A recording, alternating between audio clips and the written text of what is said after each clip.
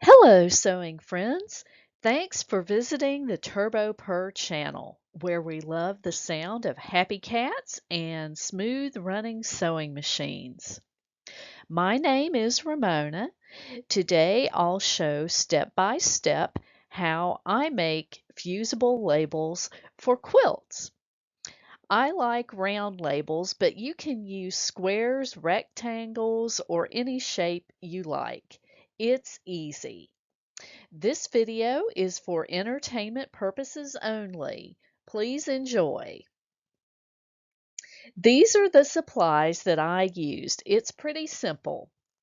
I use fusible interfacing or fusible stabilizer to create the fusible side of the quilt label. Essentially, you are making a patch and all of the edges are covered. It's really easy, it's very nice to do. You will need to stitch the label down to the back of the quilt. Fusible interfacing or fusible stabilizer in this method is really a temporary bond to eliminate pinning if you wish to do that, and it it creates temporary bond so you can the place the quilt label exactly on the back of the quilt where you want it. Um, Use an iron and press it to the back of your quilt where you want it, but it is very necessary to stitch the label down after it's been pressed. These are the steps that I use to create a fusible quilt label, starting with fusible interfacing or fusible stabilizer stitched around the right side of the quilt label. Uh, you trim around the stitching, leaving a seam allowance. You make a slit in the fusible uh, only, making an opening for turning. Then you flip right side out. And if you're doing a square or rectangular label, you need to make sure that the corners are pushed out and that you have a nice, pleasing shape.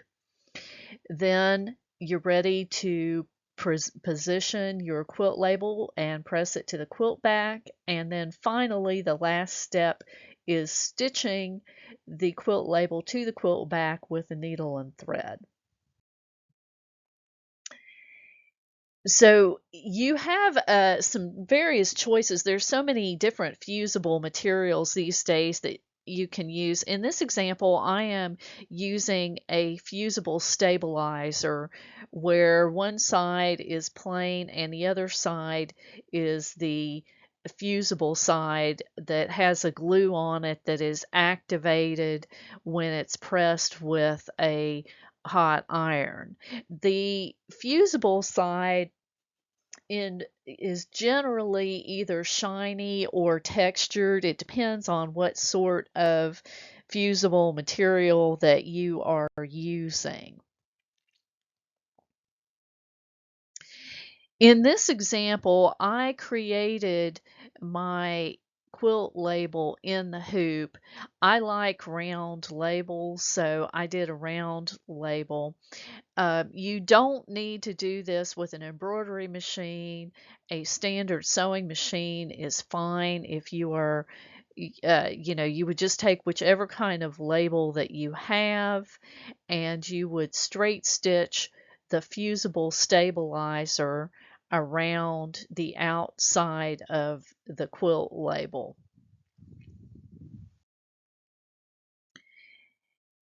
After stitching the straight stitching, I trim around the outside of the straight stitching, leaving a seam allowance. In this case, I left a little bit more than 1/4 of an inch. I just want to leave enough so that when I turn the item and inside out that none of the stitching is disturbed. It's a little bit of an allowance just to make sure that when you press corners out and things like that, that nothing comes loose. I cut a slit opening in the fusible only. So I've done that so that I can turn the quilt label right side out, and the fusible side is on the outside and ready to position on the quilt.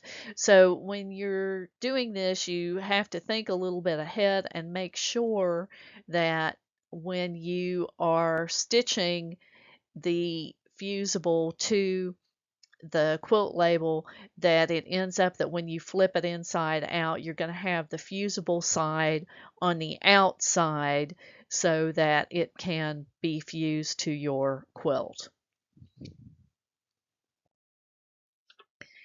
And here I am pressing the the label to the quilt back,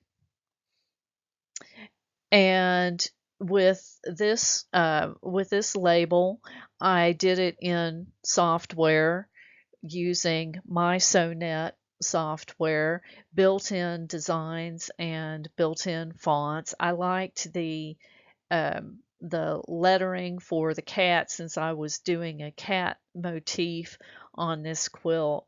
I used the built-in software's cat font to create the words happy cats. It's kind of subtle in this. And after it's pressed down, then I stitched it with a needle and hand needle and thread, just using a whip stitch to the back of the quilt to secure everything down.